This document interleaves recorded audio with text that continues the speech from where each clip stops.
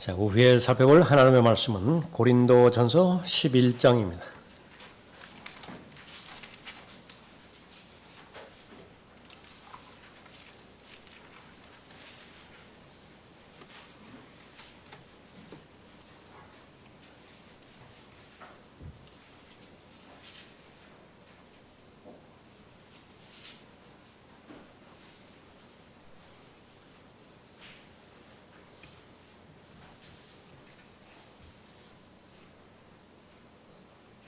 고린도전서 11장 3절 말씀을 받들어 읽겠습니다.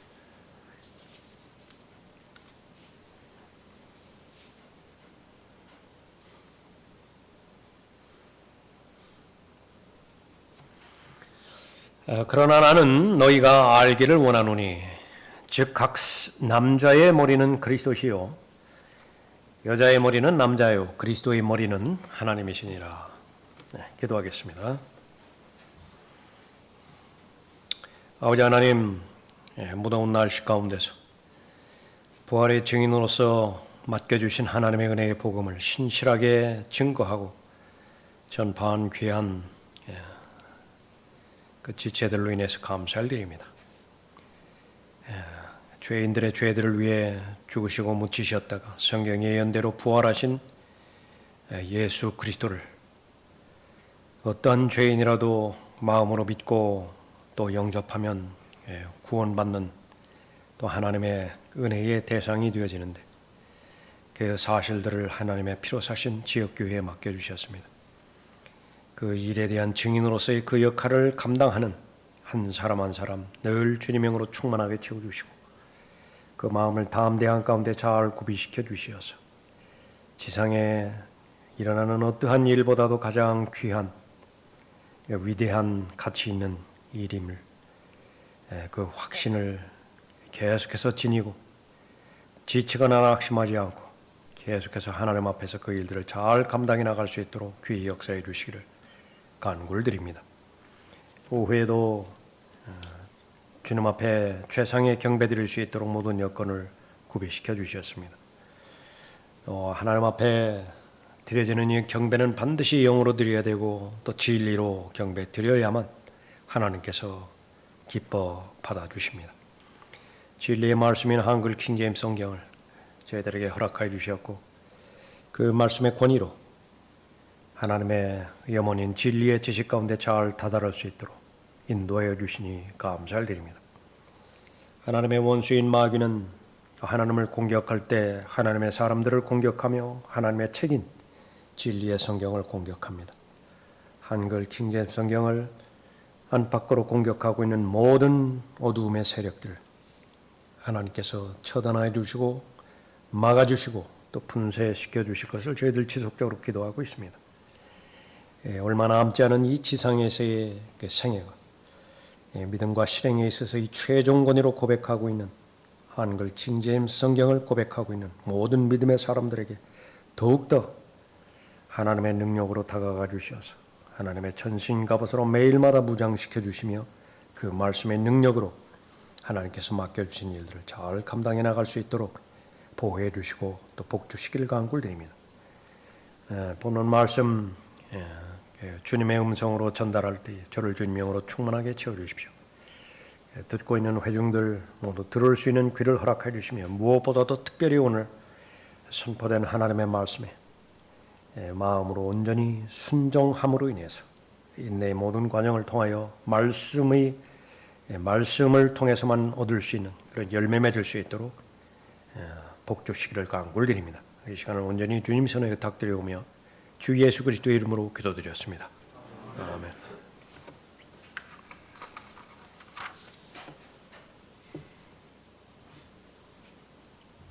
남자의 역할을 여자가 할 때라고 하는 제목으로 말씀드리겠습니다.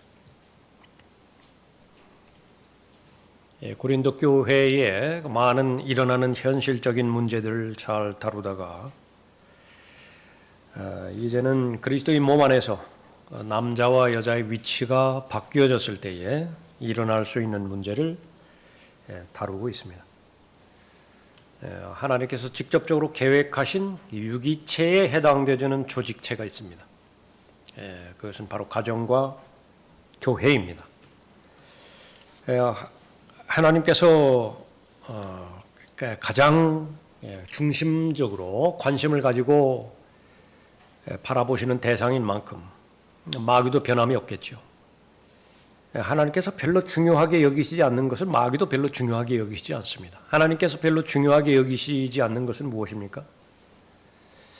고등학교를 졸업해야 됩니까? 대학을 졸업해야 됩니까? 거의 관심이 없습니다. 하나님의 관점에서는. 대기업을 가야 됩니까? 중소기업을 가야 됩니까? 거의 관심이 없습니다. 하나님의 관점에서는. 정말로 하나님의 관심 있는 부분들은 하나님의 책인 성경을 통하여 누구나 알기 쉽게 하나님의 진리의 말씀으로 그렇게 나타내 주신 것입니다. 정말로 중요한 것은 뭐예요? 하나님께서 중요하게 여기시는 것이죠. 하나님께서 중요하게 여기시는 것이 가정이라고 한다면 물어볼 것도 없습니다. 마귀의 가장 중심 사상은 가정을 공격하는 것입니다. 교회 역시 마찬가지죠. 하나님께서는 교회의 어떤 부분을 중요하게 여기시는 것인가? 오전에도 잠깐 살펴봤습니다마는 똑같은 용어인데 그것이 세상의 기준으로 왜곡되어져 버려가지고요. 이 교회라고 하는 것도 그 세상적인 기준에서 맞추려고 애를 쓰는 것입니다. 교회다운 교회, 어떤 교회이죠? 세상 사람들이 생각하는 교회다운 교회는 어떤 교회예요? 사회에 유익을 끼치는 교회일 것이라고요. 사회에 유익을 끼치는데 제일 먼저 그렇게 돈으로 도움을 주겠죠. 돈이 거치려면 교회 사이즈가 커져야 되는 것은 당연한 일 아니겠습니까? 그러나 과연 하나님의 말씀 가운데서 이 교회다운 교회가 그 세상적인 그런 기준에서 부합되던 교회인 것인가? 수는 두 번째 문제예요. 한 사람, 두 사람이라 하더라도, 두 사람, 세 사람이라 하더라도 알고 기어야 됩니다. 예수 그리스도를 마음으로 믿고 개인의 구주로 영접했다라고 하는 그 부분이 바로 성령에 의해서 예수를 주라고 시인한 사람이어야만 돼요. 그것을 어떻게 할 수 있는 것이냐? 그건 본인이 입증해내야 되죠. 그러니까 구원 받았다라고 하는 구원의 확신을 본인이 입증해야 됩니다. 다른 사람은 어떻게 그 고백만 듣고 믿어줄 뿐이에요. 나는 구원받았습니다. 나는 그리스도인입니다. 그냥 믿어줄 뿐이에요. 본인이 그것을 입증하라고 해요. 고린도후서 13장 5절에 있는 것처럼 내면의 증거가 반드시 있어야 되죠. 내면의 증거는 반드시 열매가 입증이 돼야 됩니다. 성령의 열매가 입증이 돼야 돼요. 구원받았을 때의 본성이 새롭게 태어난다라고 하는 사실을 말하는 것인데 하나님께 가까이 다가가려고 하는 본성입니다. 하나님과 관련된 모든 부분에 있어서 관심이 있는 부분이에요. 가난아이가 태어났는데 젖을 빨지 않는다. 그거보다 더 위험스러운 현상이 어디 있습니까? 오죽하면 젖 빨던 힘처럼 그런 표현을 쓰겠어요? 그건 본능이라고요. 살기 위해서는 빨아야 되는 것입니다. 그런 그 부분들이 그리스도 안에 있는 새로운 피조물에게도 발견이 되어지는 그런 부분이죠. 그래서 하나님의 피로 사신 교회에 두 사람, 세 사람이 모인 그런 그 모임이라 하더라도 성경에서 언급하는 것처럼 같은 영과 같은 생각과 같은 믿음 잘 무장이 되어서 동일하게 하나님의 말씀에 올바른 교리에 입각해서 하나님을 경배하는 모임이고 위를 향해서는 하나님을 경배드리는 모임입니다. 제일 첫 번째 그 위치를 대신할 수는 없습니다. 그래서 여러분의 삶 가운데서 가장 중요한 것은 경배예요. 경배. 하나님 앞에 경배드리는 것입니다. 그러니까 경배라고 그런 그 부분들을 또 온전한 경배를 드리기 위해서 우리는 모임을 통해서 경배를 드리기도 하고 개인적으로 하나님 앞에 경배를 드리기도 하죠. 그래서 또 잃어버린 죄인들에게 복음을 증거하는 그 직분을 맡겨주셨죠. 그리스도를 대신한 대사들입니다. 부활의 증인들이고요. 그냥 다른 것보다도 하나님의 신비의 말씀들을 맡겨주신 청직이에요. 도대체 이 하나님의 은혜의 복음을 누구에게 맡겨줄 때 그것을 배달 사고 치지 않고 잘 그대로 전달해 줄 것이냐? 교회라고 말씀하셨어요. 예. 그 일들은 1, 2년 하다가 마는 것이 아니라 또 한두 번 하다가 마는 것이 아니라 우리가 들림받아 올라갈 그때까지 아니면 숨이 멎어지는 그 순간까지 지속적으로 해야 되죠. 그 비결은 무엇입니까? 지속적인 성장 외에는 방법이 없습니다. 두 번의 세계대전 이후에 인기 있었던 것이 페라처치라고 불리어지는 선교회들이 생겨난 것입니다. 교회가 그 역할들을 못하니까 해야 될 일은 본질들은 파악을 했고 교회에 맡기기에는 너무나 덩어리가 크기 때문에 그 일들을 못했다고요. 그래서 정말로 순수한 동기에서 복음을 증거하고자 하는 그런 마음으로 각종 선교회들이 많이 생겨났습니다. 하나님께서 허용하신 거예요. 허락하신 것입니다. 얼마나 많은 일들을 했습니까? 그러나 그것이 한 3, 40년, 길게 잡으면 4, 50년 지난 다음에 다 죽어버렸어요. 왜 그렇습니까? 이게 계속해서 그 운영체제만 계속 돌리는 데는 한계가 있습니다. 사람들이 흔히 말하는 무슨 승법 번식의 무슨 법칙 있죠.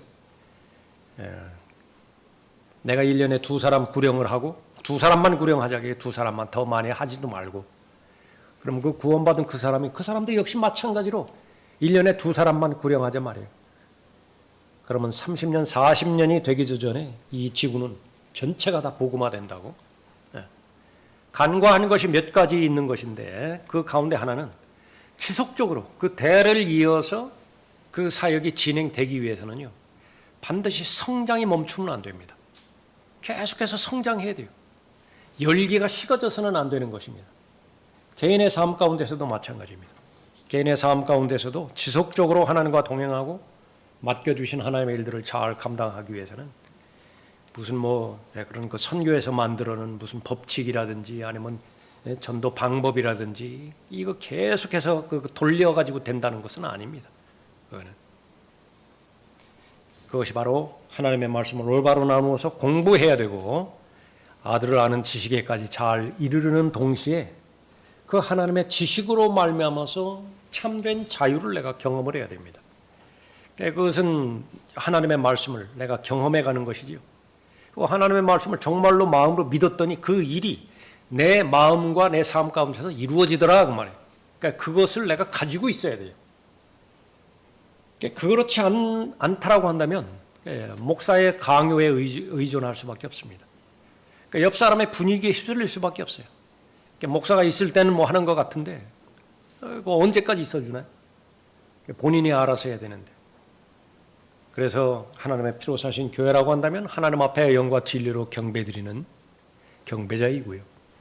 또 은혜의 복음을 잃어버린 혼들에게 증거하는 복음 전파자입니다. 부활의 증인이라고요. 그리고 모이면 하나님의 말씀을 공부하고 함께 기도하는 하나님의 말씀을 공부하는 학생입니다. 이것이 교회다운 교회예요. 그 가운데서 성도 간의 아름다운 교제가 있고 또 간구가 있고 간청이 있는 것이죠. 그 부분을 마귀가 공격하지 않을 리가 없는 것입니다. 그래서 이 하나님께서 인정하시는 가정과 하나님께서 피로 사신 교회 이것은 반드시 마귀가 공격하게 되어 있습니다. 그러면 그것을 방어하기 위해서는 어떻게 되는 것이냐? 하나님의 말씀에 집중해야 됩니다. 그래서 가정을 지키기 위해서는 하나님의 말씀의 교리를 잘 따라야 되죠. 교회 역시 마찬가지입니다. 그런데 마귀의 공격은 교활하다고 그랬죠. 그러니까 역할을 바꾸는 것입니다. 정말로 이 세상을 하나님을 믿음에서 이탈시키는 것은 이웃을 사랑하지 말라는 것이 아니에요. 이웃을 사랑하되 하나님보다 더 사랑하라는 것이지요. 하나님의 말씀의 원리는 무엇입니까? 먼저 하나님을 사랑하라는 거예요. 그리고 이웃을 사랑하라라고 말했던 것입니다. 그것을 바꿔버리면 이제는 그 진리는 더 이상 진리가 되지 않는 것입니다. 또 역시 마찬가지로 사람의 몸이라고 하는 것은 혼의 통제를 받게 되어 있습니다. 무슨 생각을 하느냐에 따라서 내 발걸음이 움직이는 거예요. 무슨 생각을 하느냐에 따라서 내 시간 안배를 그렇게 하게 되어 있다고요. 근데 그 혼은 반드시 영의 통제를 받게 되어 있습니다. 어떤 영의 지배를 받는 것이냐? 거룩한 영의 지배를 받는다라고 한다면 그것은 거룩한 계획에 입각해서 그 행동들은 성령의 열매를 맺을 것입니다. 그러나 바로 더러운 영과 반역하는 영, 또 그 마귀의 영의 통제를 받는다라고 한다면 이 세상의 신의 통제에 들어갈 수밖에 없는 것이죠. 그러니까 그것이 바로 우선순위인데, 그러니까 가장 중요한 것이 바로 어떤 영의 인도함을 받는 것이냐. 그 부분에 있어서 관심을 갖고 또 자신의 영을 그렇게 잘 관리를 해야 되는 것인데 바꿔버렸다. 혼이 앞에 오든지 아니면은 몸의 필요가 먼저 앞에 오든지. 그러면 그 마귀의 계략입니다. 마귀의 술책이야. 우리의 경배의 대상은 하나님이라고 하는 사실은 너무나 분명한 사실이죠. 하나님을 경배하고 같이 하나님을 경배하는 사람들은 바로 포용과 용납과 사랑의 대상이에요. 그래서 구원받지 못한 사람은 불쌍히 여기는 마음으로 은혜의 복음을 통해서 그리스도께 인도하는 것입니다. 같은 믿음을 소유한 사람들, 동역자라고 그랬죠. 서로의 짐을 나누어 지어야 되는 것입니다. 그것이 그리스도의 법을 이루는 것이에요. 그런데 그 일들을 행하기 위해서는 물질이 필요하다고, 시간도 필요하고 돈도 필요하죠. 하나님을 경배하거나 또 사람들을 용납하고 사랑하고 그렇게 하기 위해서는 돈은 그렇게 되어지는 것입니다. 그러니까 마귀는 그 순서를 완전히 바꿔버리죠. 그래서 하나님 자리에 사람을 앉혀버리든지, 수많은 교주들이에요, 교주들. 뭐 이렇게 그 언론에서 그렇게 말하는 무슨 뭐 예를 들어서 무슨 정명석이라든지 이런 사람들 떠올리면 여러분들 실패한 겁니다.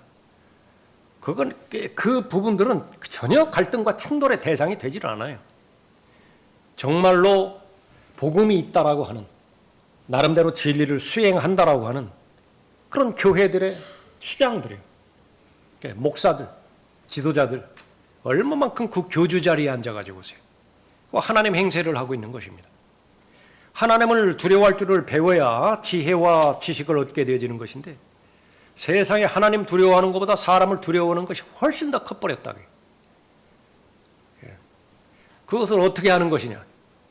그 사람이 사라져버린 다음에 자신이 행하고 있던 사역들이 지속되더냐 그 말이에요. 그거 보면 뻔히 알아요. 그 사람이 있을 때는 뭔가 되는 줄 알았는데 사라져버리니까 그 자체가 중단이 돼버렸다. 완전히 사람을 하나님 취급해버리는 것입니다. 아주 무서운 현상이에요.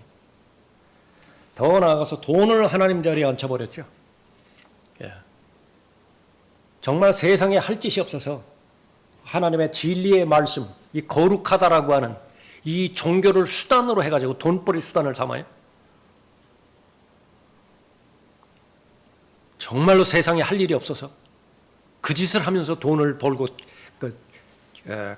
재물을 축적하는 것이냐. 그런데 그 부분에 있어서 마귀의 술책과 마귀의 계략이라고 하는 사실을 전혀 알아차리지 못하는 것입니다. 사람을 다 속죠. 심지어는 본인이 계획해놓고 본인도 속아요.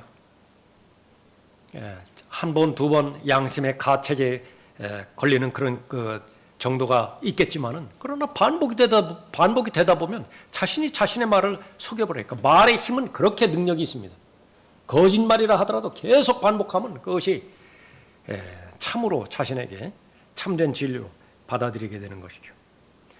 오늘 본문 말씀은 권위에 관련된 부분입니다. 성경의 주제는 왕국이라고 말했죠. 똑같은 말입니다. 성경의 주제는 무엇이냐? 권위예요, 권위. 누가 왕이냐? 누가 통치권을 가지고 있느냐? 누가 그 왕의 통치 아래 들어가느냐라고 하는 것이에요. 누가 권위를 가지고 있는 것이냐? 그 권위의 가장 높은 최종 권위는 누가 가지고 있는 것이냐? 그 권위에 누가 순종하고 누가 불순종하는 것이냐? 그래서 나는 어떤 권위 아래에 있느냐? 그 같은 말입니다. 같은 말. 똑같은 말이라. 그런데 하나님께서 세우신 가정, 하나님께서 피로 사신 교회, 창조주 하나님이 직접적으로 만드셨고 또 허락하신 조직이지요. 창조주라고 하는 말이 도대체 무슨 말일까요? 창조. 그것은 성경에서 다른 부분들은 많이 설명이 가능하겠습니다만은 성경에서 말하는 창조를 가장 잘 설명한 것은 질서입니다. 질서. 그래서 하나님께서 아주 싫어하는 것이 무질서한 거예요. 하나님께서 아주 싫어하는 것이 혼란입니다. 예. 그러니까 질서의 하나님과 그 권위 아래에 있을 때의 그 질서가 바로 잡혔을 때에 창조주 하나님의 계획이 그대로 실현이 되지. 사람은 창조적이 되는 거예요. 그런데 그때의 특징 가운데 하나는 뭐냐면 사람들은 자유롭다고요. 조금 의아스러운 부분도 있죠. 하나님께서 질서를 세우셨습니다. 권위 아래 순종해야 돼요. 복종해야 되는 것입니다. 그러면 이거 억압으로 들리거든요. 이게 매이는 것으로 들린다고 말이죠. 그런데 성경은 그렇게 올바른 권위와 올바른 질서 가운데 있을 때 가장 자유롭습니다. 그런데 이 부분에 있어서 마귀가 또 그 획착하는 계략은 뭐냐면 그러한 부분에 있어서 억압한다라고 말하는 거예요. 그 자유로워지라고 말이죠. 하나님의 말씀은 온통 얽어매는 것뿐으로 보이는 거예요. 그래서 생겨난 지파가 리버럴입니다. 자유주의자들. 성경에 의해서 더 이상 억압당하지 말라. 성경에 의해 가지고 더 이상 수동적으로 복종의 단계에서 벗어나라. 내 마음대로, 내 생각대로, 내 신념대로 그렇게 행하라라고 하는 그 부분이죠. 이게 과연 그런 것인가? 과연 그런 것인가? 마음껏 알코올을 들이부었더니 정말 참된 자유를 경험하던가?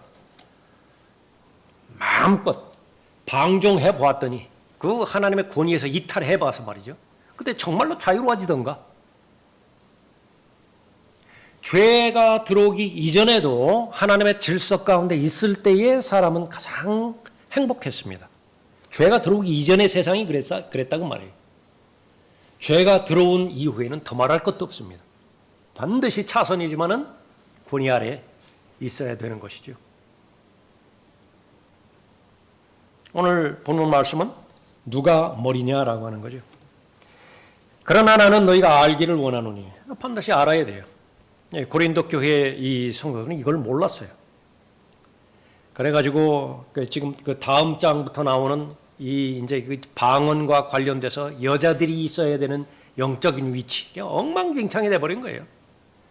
혼란스럽고 무질서하고 그런 데에는 마귀가 휘젓고 다니기에 딱 좋은 것입니다. 가정은 가정대로, 교회는 교회대로 무질서하게 돼버렸습니다.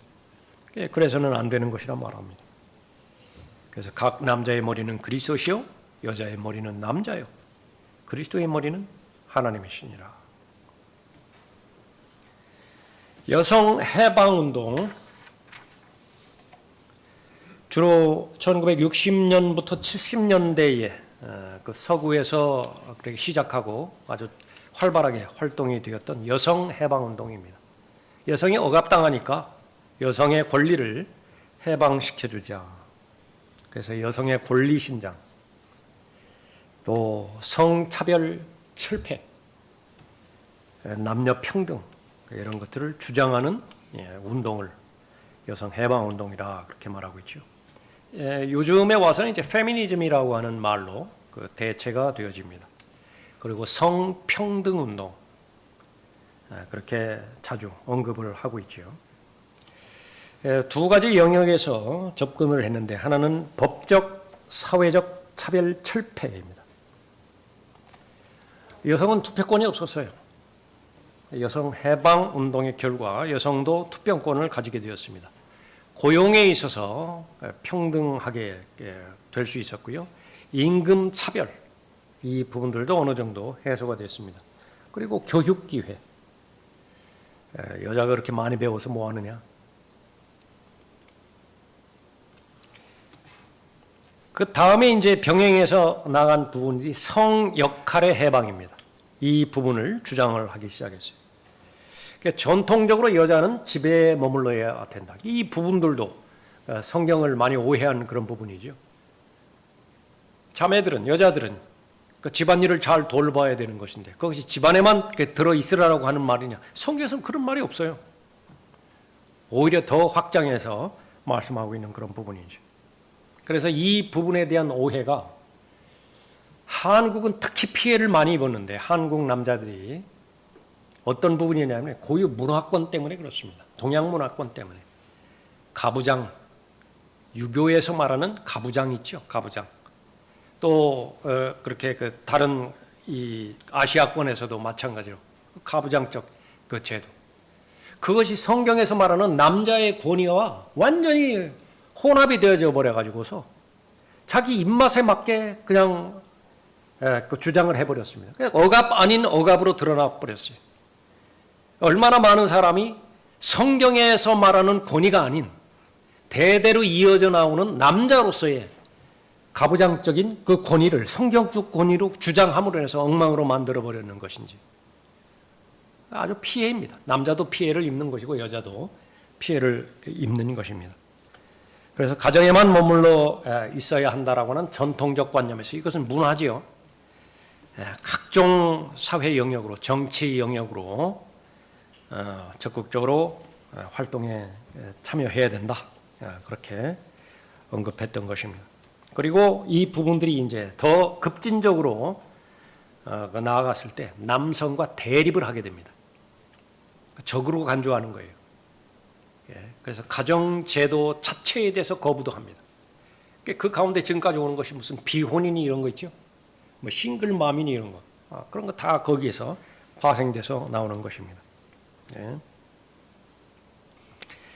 이 문제는 무엇이냐 그러면은 이것이 시작은 바로 이렇게 법적인 사회적인 차별을 극복하기 위해서 시작했을지 모르지만 그 배경은 마귀가 도사리고 있는 것입니다. 그 목적은 무엇이냐 그러면 가정 파괴예요. 교회 파괴인 것입니다.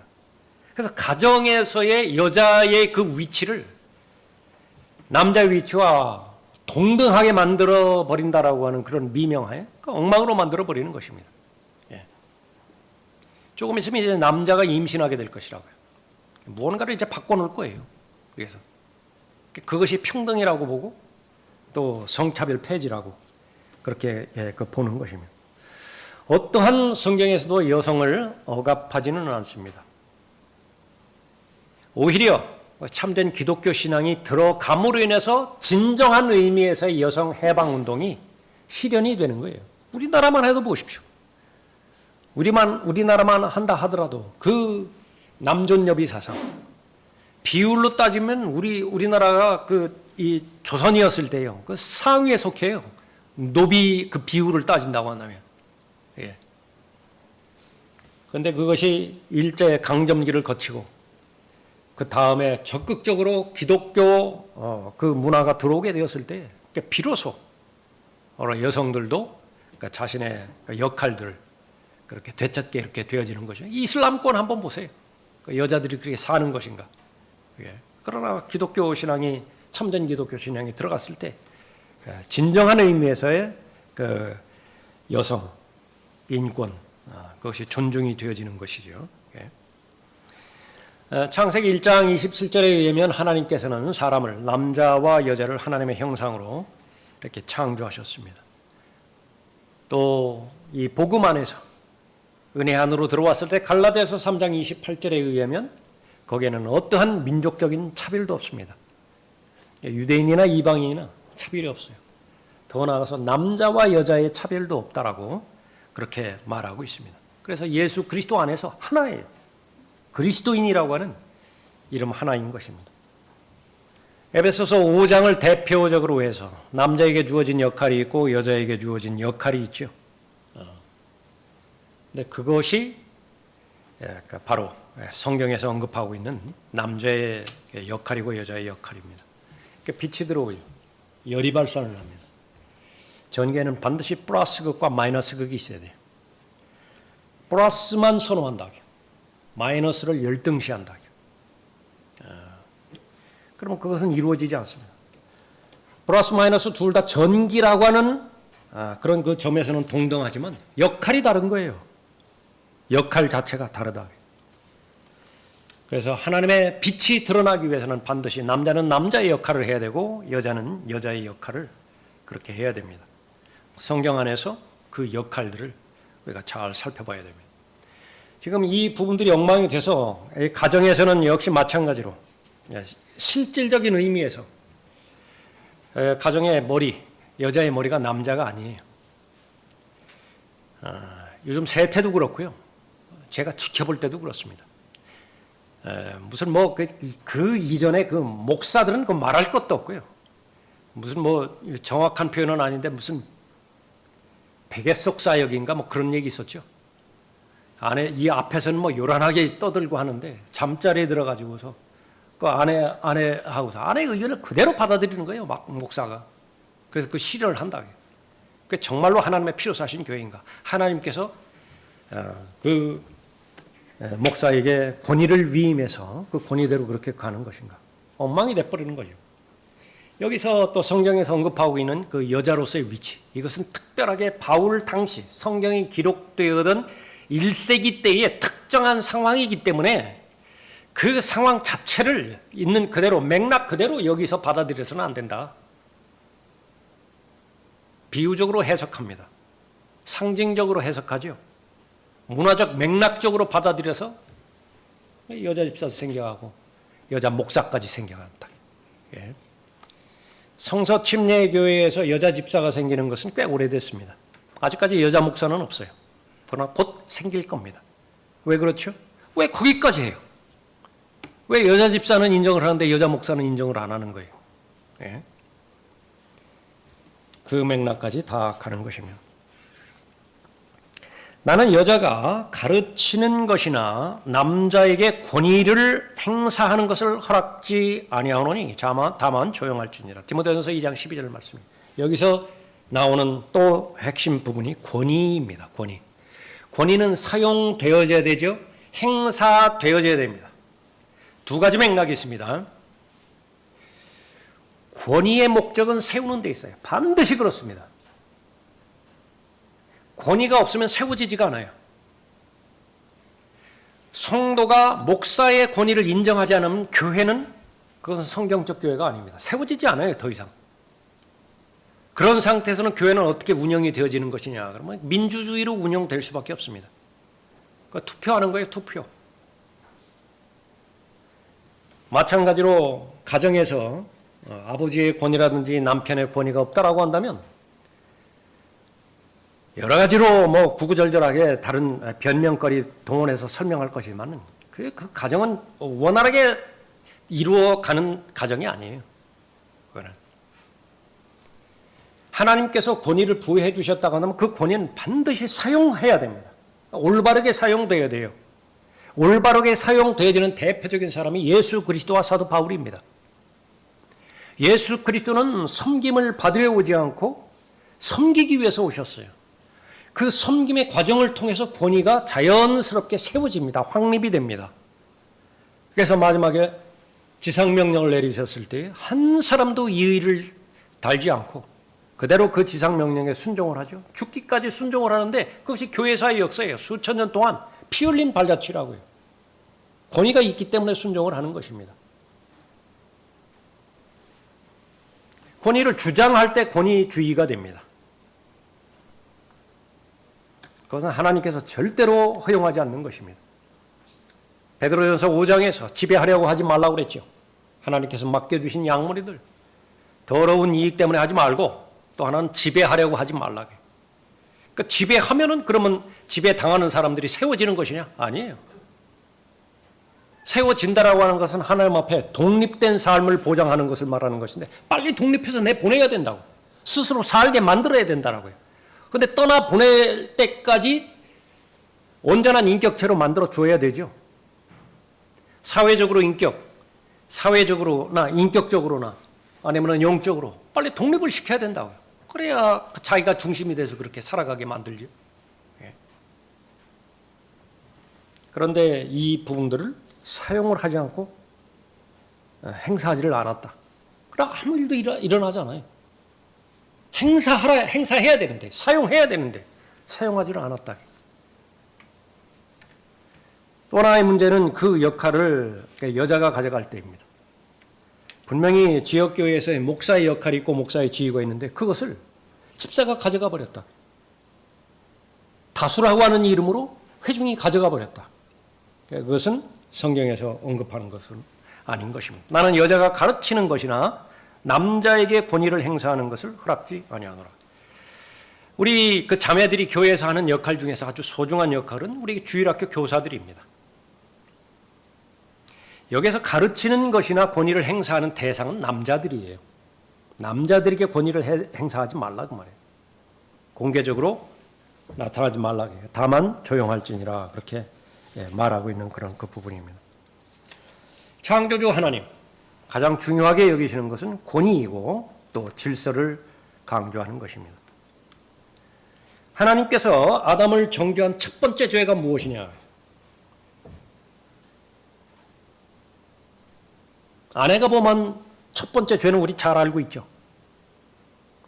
따먹은 것이 아니라 말씀을 변개시킨 것입니다. 그러니까 남자가 지은 죄는 뭘까요? 한번 찾아보세요. 창세기 3장에.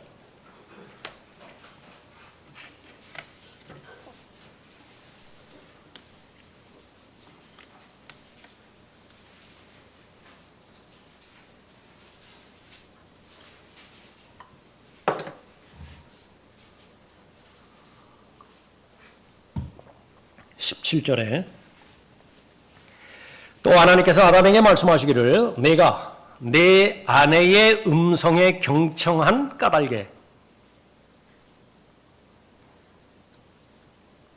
아내의 음성에 경청했다. 대조가 되어지는 것이 하나님의 음성이겠죠. 서로 상충이 됐는데 하나님의 말씀에 경청하는 것을 거부하고 아내의 음성에 경청해버렸어요. 경청한 까닭에 내가 내게 명하여 말하기를 너는 그것을 먹지 말라고 한 그 나무의 열매를 먹었으니 하나님의 음성에 경청하지 않았다는 말이죠. 너로 인하여 땅은 저주를 받고 너는 너의 전생애 동안 고통 중에서 그 소산을 먹으리라 말씀하고 있는 그런 부분입니다. 아담은 그의 아내의 말에 경청하지 말았어야 됐습니다. 성경에 보면 아내의 말에 반드시 경청해야 하는 경우가 있죠. 대표적으로 빌라도의 아내가 빌라도에게 한 말이었습니다. 그건 빌라도는 아내의 말에 경청했어야 됐다고요. 그 외에도 많은 경우가 있죠. 어떤 경우입니까? 그 아내가 하나님 편에 있을 때예요. 둘 가운데 최소한 한쪽은 하나님 편에 있어야 됩니다. 근데 비극은 뭐예요? 둘 다 하나님으로부터 벗어나 버렸어요. 그럼 어떠한 가능성도 없게 되어지는 것입니다. 그래서 아담은 아내의 말에 경청하지 말았어야 되는데 바로 경청하게 되었던 것입니다. 그 결과 아내의 본을 따르게 되었고요. 속임을 당한 것이 아니에요. 아담은 속임당한 것이 아니라 속임당한 것은 바로 이브였습니다. 미혹당한 거예요.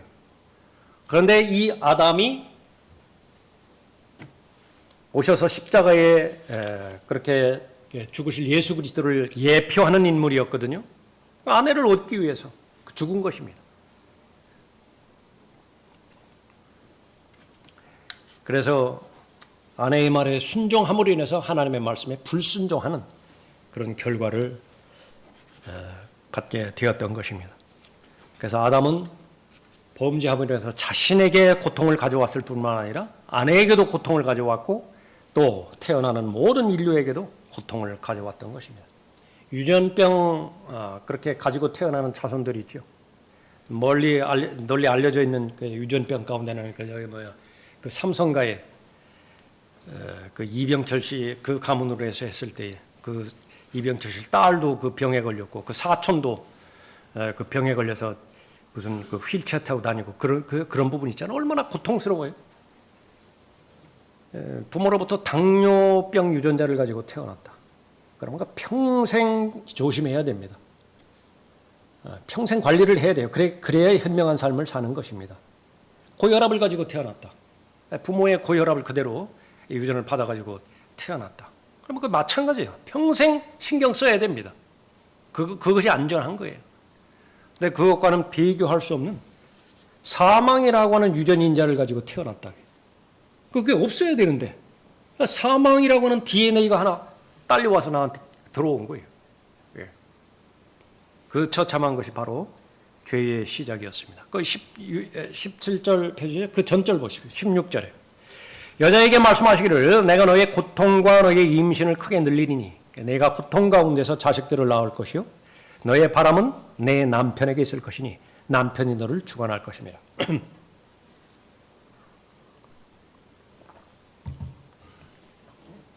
세대주의 공부할 때 아주 중요한 말씀이었습니다. 왜 그렇죠? 다음 경륜이 새롭게 옴에도 불구하고 이 아담에게 내려진 이브에게 해당되지 이 경륜은 그대로 지속이 되어지죠. 어디까지 지속이 되어집니까? 천년왕국 때까지 지속이 되어진다 그 말이에요. 인간 정부의 시대가 왔다고 해서 이 임신의 고통이 해결된 것이 아니에요. 인간 정부의 시대가 새로운 경륜이 도달했다고 해서 이마에 땀을 흘리지 않고도 먹을 것이 보장되어진 부분이 아닙니다. 이것은 천년왕국 때까지 계속 지속이 되어지는 부분이에요. 그런데 그때에 지속적으로 적용되어지는 원리는 무엇이냐면 여자에게 주어진 것은 너의 바람은 내 남편에게 있을 것이다. 그리고 남편이 너를 주관할 것이라. 이 부분을 어디까지 받아들일 것이냐, 어디까지 적용시킬 것이냐, 여기에 믿음이 필요합니다. 여기에 교리를 공부하는 성경 공부에 의의가 있어요. 근데 성경은 보장을 합니다. 이마에 땀을 흘리고 먹을 것을 마련할 때 그 삶이 최상의 삶이에요. 근데 될 수 있으면 땀 안 흘리려고 그러죠. 사람들은 될 수 있으면 땀 안 흘리려고 그러는 거예요. 땀 안 흘리고 먹고 살려고 한다고 해요. 땀을 흘려야 돼요.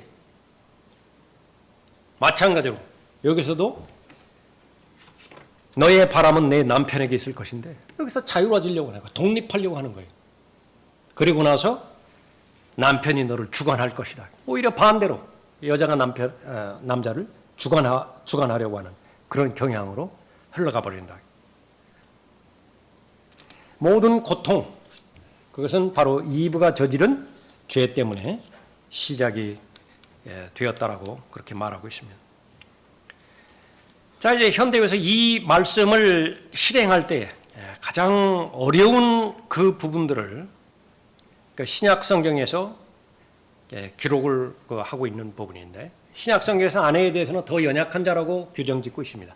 남자도 연약한 자지만은 여자는 더 연약한 자다. 연약한 그릇이라고 말이에요. 그런데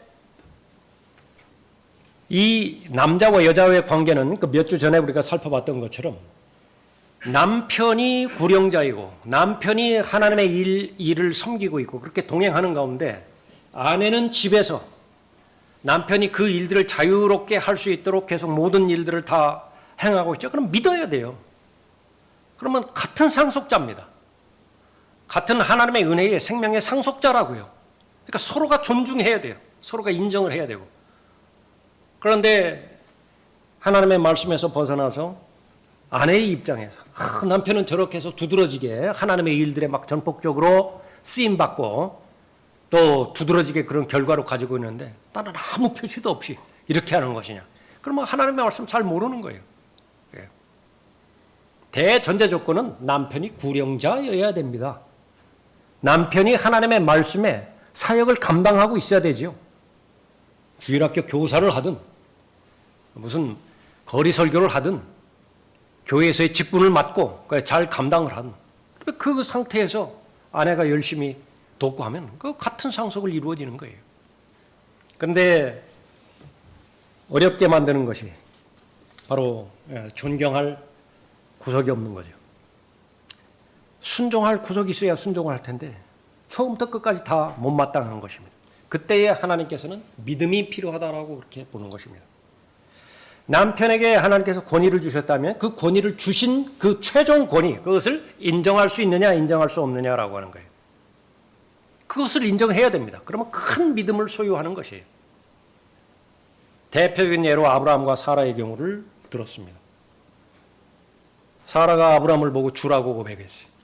그러니까 작은 주입니다. 작은 주. 우리 주인님 할 때 그냥 주라고 했다.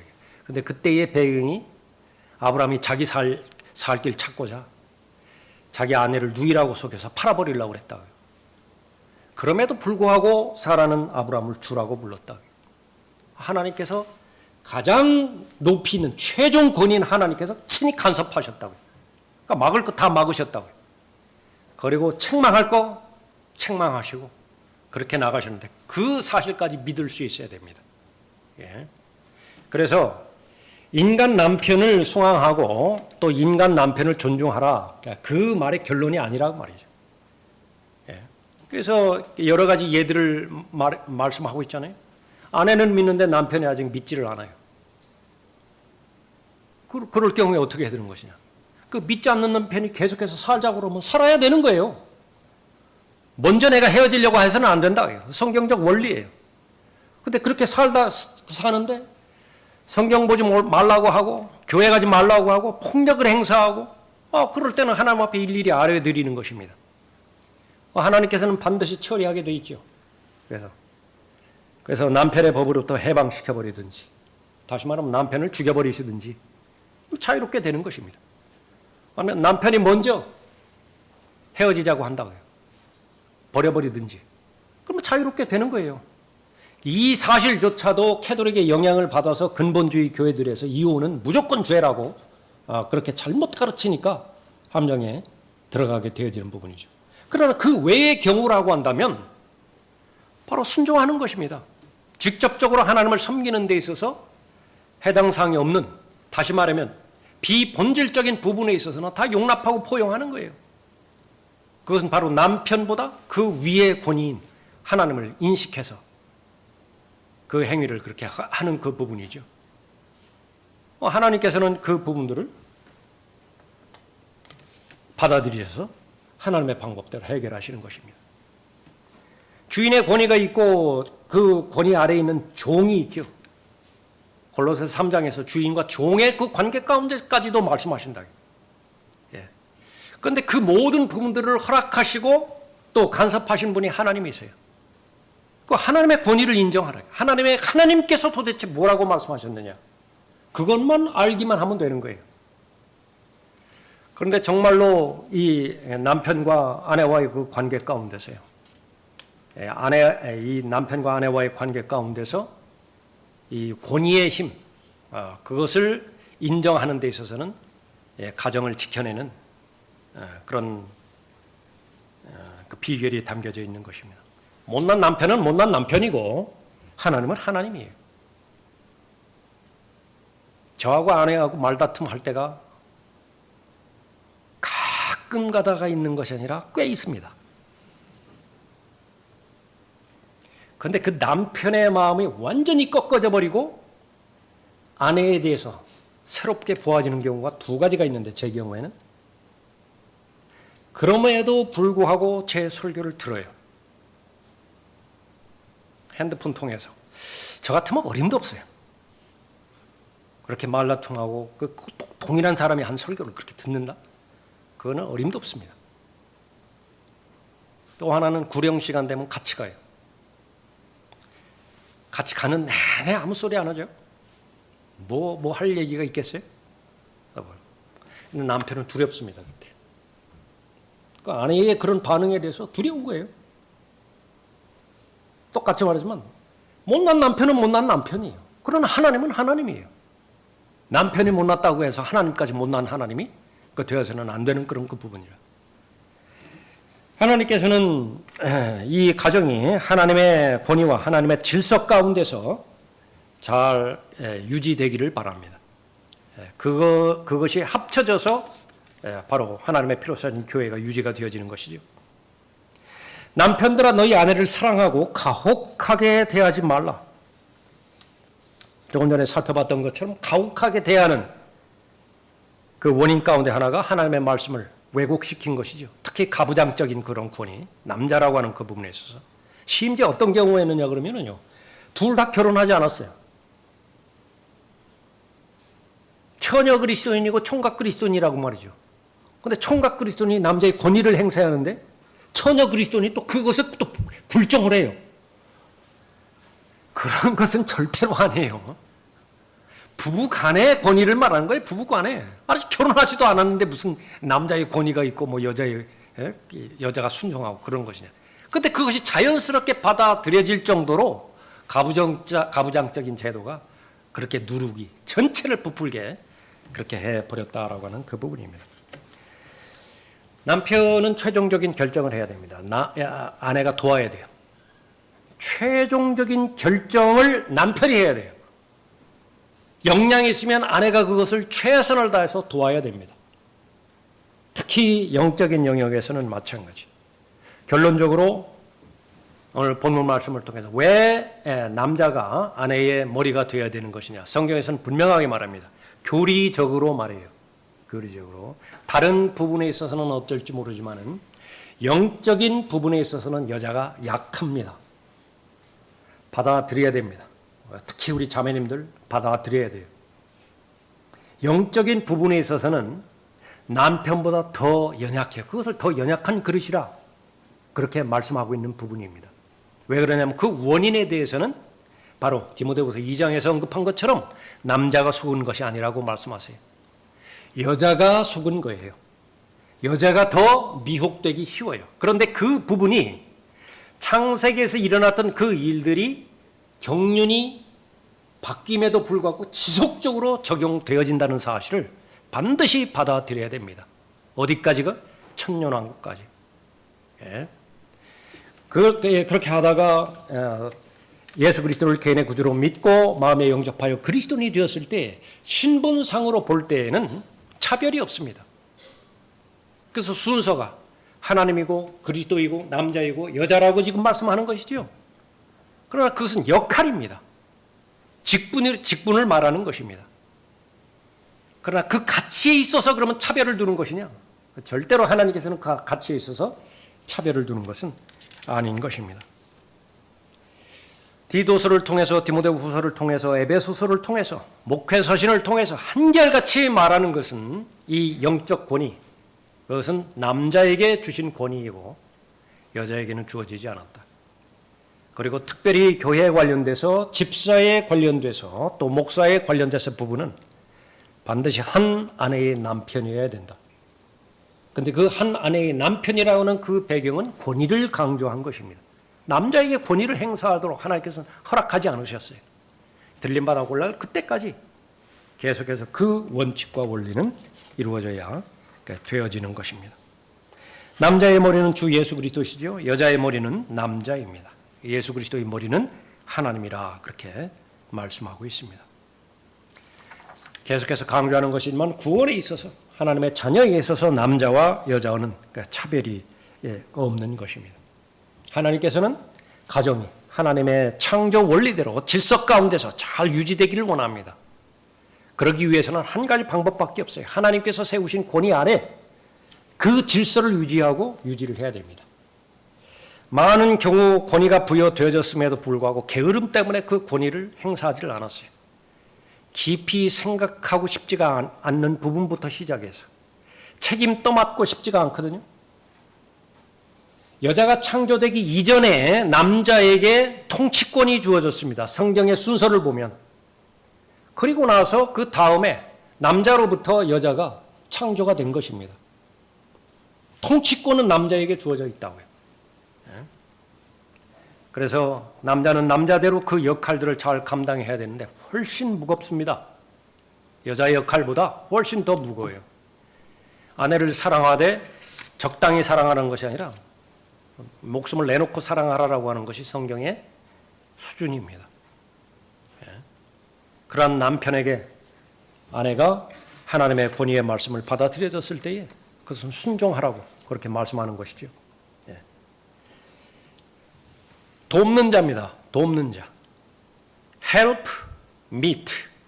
남자가 필요한 부분이 있는 것인데 그 필요한 부분들을 아내가 도와요. 그 역할로 다시 말하면 조력자로 창조가 된 것입니다. 어떤 부분에 있어서 통치하는 일에 있어서 하나님께서 맡겨주신 일에 있어서 그러나 인격체, 퍼스널리티 그 부분에 있어서는 동등하다고요. 그 부분에 대한 오해를 하지 말아야 되고 그것을 뒤섞지 말아야 될 것입니다.